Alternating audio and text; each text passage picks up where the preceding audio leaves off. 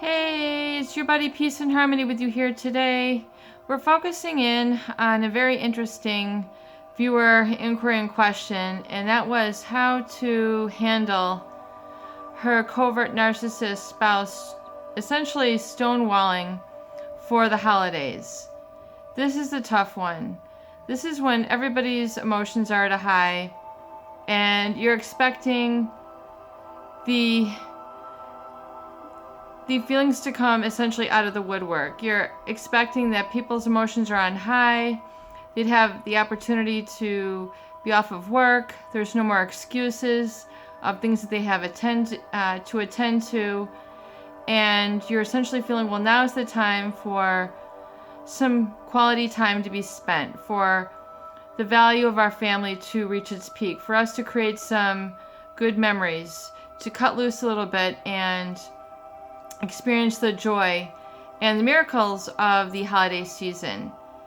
And she is very distressed because she's arriving at the understanding that her husband is in essence a covert narcissist and is, by all matters of understanding, is essentially giving her the silent treatment and is stonewalling her. So how do you deal with essentially when you've hit a brick wall, especially during something so important like the holidays?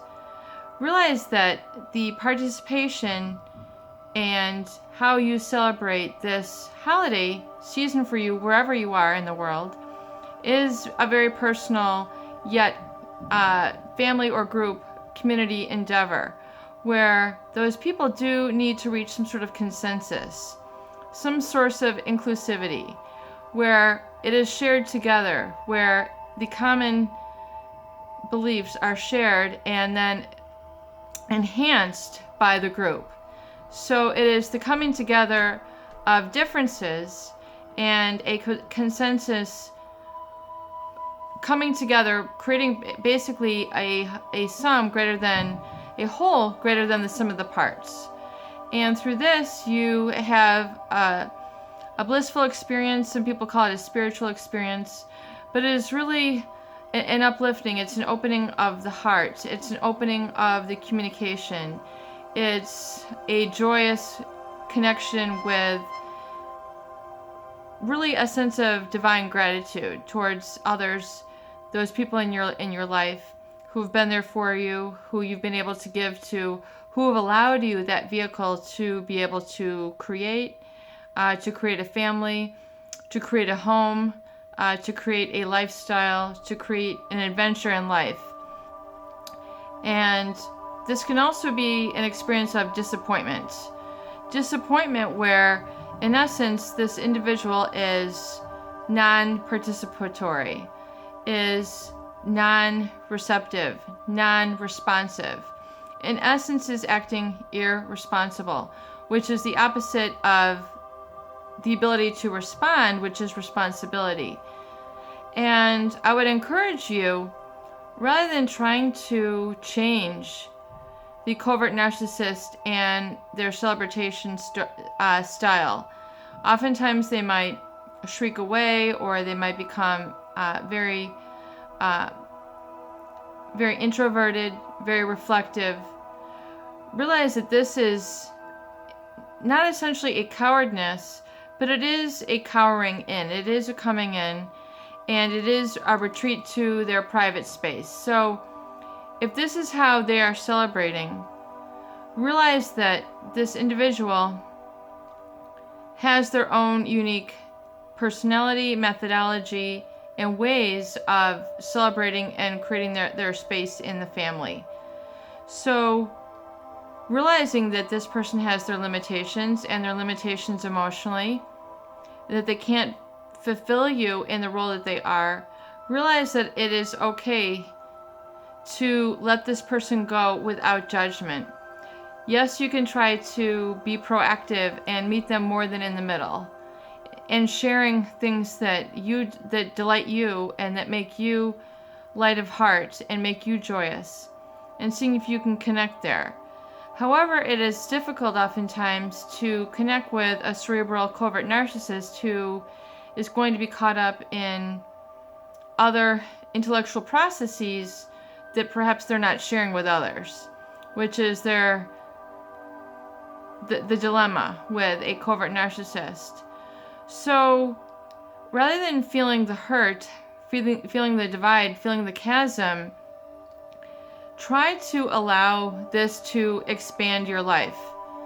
Allow this as an opportunity for yourself to expand out. And expanding out meaning that you have the freedom here to express your joy towards them in whatever manner that you feel appropriate, but don't allow it to hinder you or create a self-limiting belief of yourself and how you can give to your family. Do not feel weakened by a stonewalling, aloof, covert narcissist. Do not feel limited. Do not feel ashamed. Do not feel the fear that is created by this silence. Let them be, and realize that it's okay for you to break away and embrace and encourage the celebration on a deeper level of your connection with the divine or this holiday season, and do something that is unique to you, and create essentially like a tangent. Create a way for you to go out and celebrate or connect with others, even if it's momentarily going for a walk on a country road or going for a cup of coffee or a hot chocolate, and greeting even someone who's a stranger and just saying Merry Christmas. Merry Christmas to you all. Merry Christmas. You are such a cute family. Merry Christmas to you and your children. You're doing a wonderful job with them. A kind gesture to a bypasser while you're out and about or at a store is a way for you to connect with humanity and keep that alive in yourself. And the more you can keep this alive and keep this spark alive, you're going to radiate that into your life and into your relationship. And if the covert narcissist is non-receptive to this, then they are, in essence, giving you, and in fact, a sort of rejection or an insult by minimization, or a sort of emotional abuse through neglect or lack of connection because of a jealousy. Perhaps they're harboring a pathological jealousy at your happiness and your emotional strength during this time of year. So don't be manipulated by this stonewalling. Realize it is what it is, and that you don't need to fall into that chasm. Instead, you can stand the precipice and observe them for who they are, allow them to be who they are, and release yourself from the pressure to having to change them or to enhance their holiday. Because oftentimes the habitual method of the past is to try to make them happy, is to serve them, is to become more codependent in the tendencies. So if you can realize that they need to be accountable and responsible, they need to create the ability to respond, you then release them and let them go, and you become responsible for your emotional well-being 100%. You need to be responsible for your experience, for directing the emotional content that you experience, that you elevate, that you share out with the world. You need to be responsible 100%.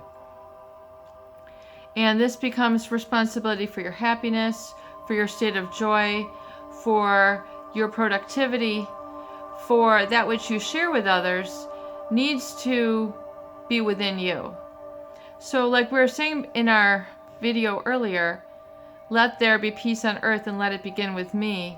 You can fill in, let there be happiness on earth and let it begin with me. Let there be joy. Let there be acceptance. Let there be bliss. Let there be harmony. Let there be non-judgment. Let there be unconditional love. So these are, some cheesy topics perhaps that you might feel are corny, but when you really think about the power and how it ripples out into your life, and furthermore establishes your perspective in the meaning that you give to your life and the relationship that you give with others is a very powerful impetus and a powerful motivator. And realize that your words become law, and you speak that into existence, that which you want to occur.